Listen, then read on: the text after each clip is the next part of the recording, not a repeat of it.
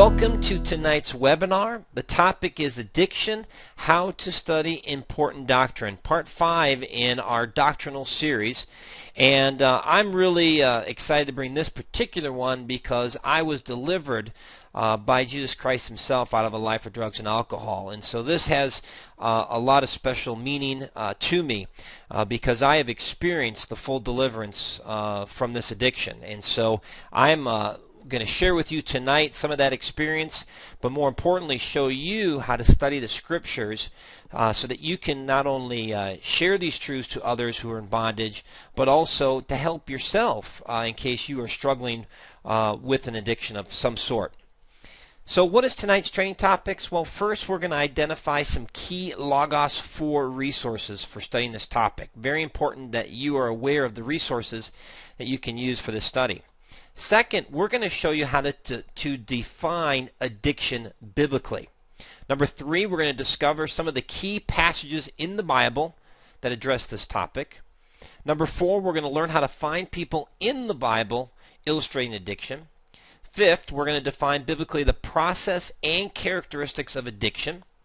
Then 6, we're going to show you the biblical solution to addiction before salvation, and you know, basically that is salvation, but we'll get into that. And then number 7, biblical wisdom for breaking addiction's grip after salvation. And then lastly, we'll make it real practical, 10 biblical questions to diagnose addiction in your life. So I am really excited. This is going to be a fun one. Tonight's webinar, as you can see, is the 4th Monday of the month, and we are meeting here on the 26th, studying important doctrines with Logos 4, Part 5. Next month at this time, we're going to be dealing with the issue of suicide. And you may not have realized, but there are 7 suicides in the Bible. And we're going to go through those and show you how to study those and glean what the Bible teaches on why people commit suicide and how to help them. Don't forget that 3 times a month we have live training freely available. The first Monday of every month, and that next one will be April 2nd, will be the top 100 shortcuts for Logos 4, Part 5. So there'll be another 20 shortcuts. That puts us between 60 and 80. We've already covered 60, and you can get those webinars 1 through 4 downloaded. And that's going to be next Monday, already around the corner. Then the third Monday of every month, that'll be April 16th, we're going to talk about apologetics and how to use Logos to answer the unbelievers. So that's going to be a lot of fun. And then again, a month from now, we'll be studying important doctrines. Don't forget, you can sign up at LearnLogos.com /webinar. One more commercial, and we'll make this quick. Don't forget, you'll be able to download this webinar, 50% off for $4.99. And the download link will be sent to you next 24 hours. If you haven't had a chance, and the webinars are very unique because it's very interactive, we move at a very swift pace. We don't always stop and show you every place where you click, though you will see me click everywhere. The webinars assume a little bit of a knowledge of Logos Bible software, but to really get the most out of the webinars, you need to get the training CDs. That lays the foundation. We take you from beginner to advanced. We show you every feature of Logos. It now is 17 plus hours of training with over 305 videos. It is now the most comprehensive training you can get for Logos. So we offer that 50% off. It's a phenomenal deal. Take advantage of that. You can get it in CD, DVD form, download, or even both if you want to do that. So let's begin tonight with identifying key Logos 4 resources for studying this topic. And just before I begin, I want to make sure you realize and remember that with the Study Important Doctrines, there's 2 bonus features. The first one is that you're going to get, let me bring it right in here, you're going to get my, in fact, there we go, bring that up. There we go. You're going to get my study notes. So everything that I'm kind of drawing from and sharing with you, all the links are there, and this one is quite lengthy. We got 4 pages of study notes, so that's going to be included free. And the second thing that's a bonus that we include is a PowerPoint presentation. So if you want to teach on this subject, I kind of give you a little framework to guide you. So here we have the addict and addiction, sin, bondage, and deliverance. And so we've got some topics, how the world defines addiction, how the Word defines addiction, the process of sin and addiction, a brief look at Proverbs 23. We got an outline there for you. The battle in the flesh, if you want to talk about Romans 7. Victory over addiction, we got some points there. Continuing there on the next page, and some last thoughts. So if you plan on taking this study further and you want to help others in this area, you've got this webinar that'll teach you how to study it. You've got the supplemental guide to help you, and you even got a PowerPoint that you can modify and improve. So Chuck just exclaimed, awesome. So great, thank you. I hope you will find that most helpful. So let's talk about identifying key Logos 4 resources for studying this topic, because there is quite a few books in the Logos library that can help you in this. And you'll see that I've got several categories. The first there's going to be books for searching. Okay, and let me show you how to search these books in general. So let's jump in to Logos right away and show you how you can leverage Logos right out of the gate for doing some searches. Now, the first way and the easiest way, of course, is always take advantage of the Logos topic box right there.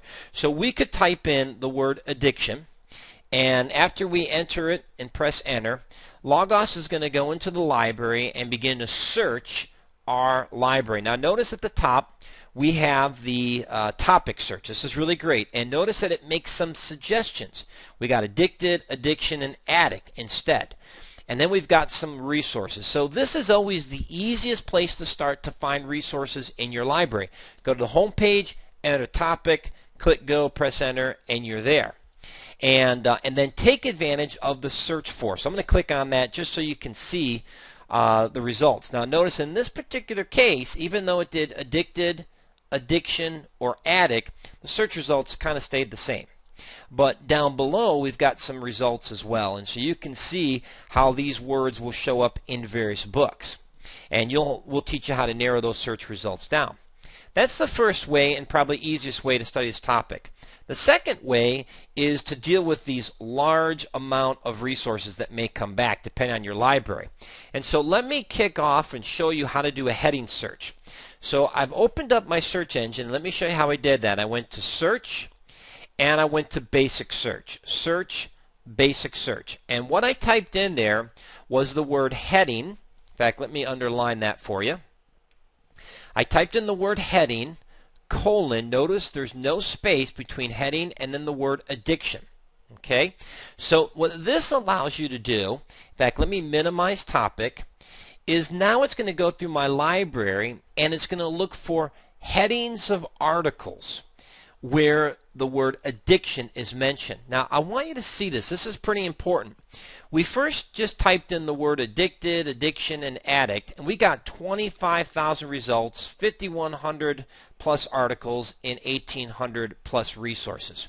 But when we ran the heading addiction, our search results were greatly narrowed, and depending on your library, you may not get any results because we've narrowed this down to 35 results and 27 articles in 17 resources. So if you don't have any of those resources, then you wouldn't get any search results. So sometimes narrowing can eliminate all your search results, and so you'll have to fiddle with that. But if you're getting a lot of results back, this is a great way to find specific articles on this topic. So use that heading, colon, addiction. You could also change it to addict and see if that gets you some results. And we got 35 results in 27 articles. Now I see a question here by Bob. What's the difference between my books and library results? Great question.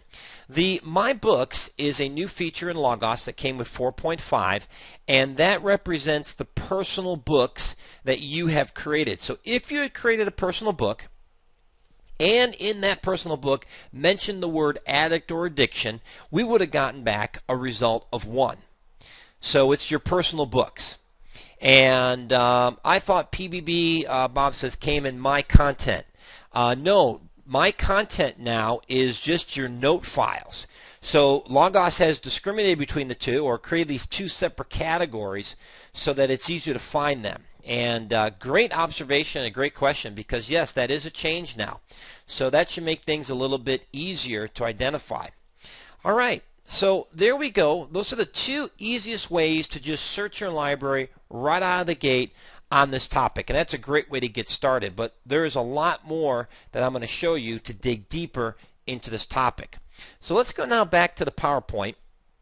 And let's talk about some general books on counseling. And I'm going to open up, I have 5 books that I have selected in the Logos library that I think you'll find very helpful. So let me go ahead and open up each one so you can see that in the list. So the first one I'm going to open up is called Introduction to Biblical Counseling. In fact, let me float my mouse. There's the cover that you'll see. And this is probably one of the best overall books for counseling, because it's a basic guide to the principles and practice of counseling. Now, let me right out of the gate show you that there's really in the Christian community, there's 2 camps. There is what we call nouthetic counseling, which is saying that the scriptures are sufficient for all of man's needs. And so we call this nouthetic counseling, and that's one camp.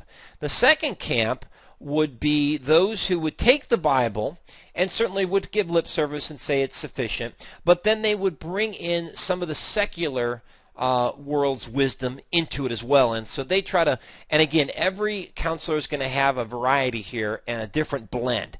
But I just wanted to make sure you were aware of that, so that when you talk to people, you want to ask the question, are you using the Bible only, or are you drawing from secular world? Now, just because they draw from the secular world does not necessarily mean that it's all bad. For example, there's knowledge that is, if it's based on real science and it's verifiable and it's repeatable, and there's some real science to it, some fact and basis, then that's okay. But for example, if their view of man is that he's involved, that he wasn't created, well, that's kind of a significant worldview that could have a significant impact in how they begin to apply their trade. So don't just take a broad brush and say, okay, good and bad. You're going to have to ask some probing questions in order to determine what their worldview is and where they're drawing their science from. So very, very important on that. And in fact, I've got a quote from Freud, talking about his how he experimented with cocaine and so forth. And so he brings that into his counseling window and tried to actually give cocaine to his buddy who was a heroin addict as a cure for cocaine. That would be a good example of a worldly experiment that went awry. And of course, even Freud later attested that was an utter failure. So just be careful when you talk to counselors. Find out what their worldview is. Find out where they're drawing their wisdom from, and that will give you some guidance there. Let's see. Sandra says, secular counseling tends to make you at home in this world. The Word is preparing you for the next. Medical issues are another category. Absolutely. And let me just put out a disclaimer right now. If a doctor is prescribing you medicine, continue to talk to that doctor. We don't want you just quitting that kind of thing on your own. So be careful there. We're not here to do anything with prescription or anything like that. Okay. Now, and let's take you to, so this is a very good resource to take advantage of. And what I like about it is it gives you the historical background of biblical counseling, the theological foundations, the process of biblical counseling, and the practice of biblical counseling. So if you want to learn more about nouthetic or kind of Bible-only counseling in a lot of ways, this is a great resource for that. And very helpful. A second one that I think you'll find very helpful is the Christian Counselor's Manual, J. Adams. And again, he gets into this whole nouthetic counseling. And this was made in 1973, way ahead of its time in Christian counseling, really laid the foundation for counseling. And presuppositions and principles, the practice and process. I mean, these books are just very detailed. You can see there's lots of chapters. For example, chapter 13 here talks about emotion and action, sin, and so forth. You're going to find this to be very, very good resource. So take advantage of that one.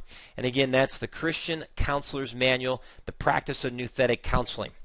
Another good resource out there that's going to be very helpful for terms and things like that is the Baker Encyclopedia of Psychology and Counseling. This is not only going to give you definitions and terms and help you understand vocabulary, but it's going to get you into more details. In fact, it builds a bridge sometimes for you between Christian terms and secular terms. So here's a good example: substance use disorders. The abuse of drugs is not a new phenomenon, but the extent of the abuse in the 20th century has been remarkable. Drug abuse has been a major public health problem since the 60s. Alcohol consumption has declined in the 80s and 90s. There's more death and illness and disability from substance abuse than from any other preventable health condition, so forth. And it goes down here: a substance abuse disorder, according to the DSM-4, and that's the American Psychiatric Association kind of Bible dictionary. Call it, it's classification. Think of it that way. It's a classification. And so it gives you some helps you build a bridge to some of the secular terminology and gives you some definition and some background of what these terms mean. So very, very helpful resource. You can see lots of materials here. In fact, I think they even tell you about people in here. Let me see. I didn't check this earlier. Let me see if Freud is listed in here, and because I think they'll probably talk about him. Yeah, there's Freud. So if there's significant individuals.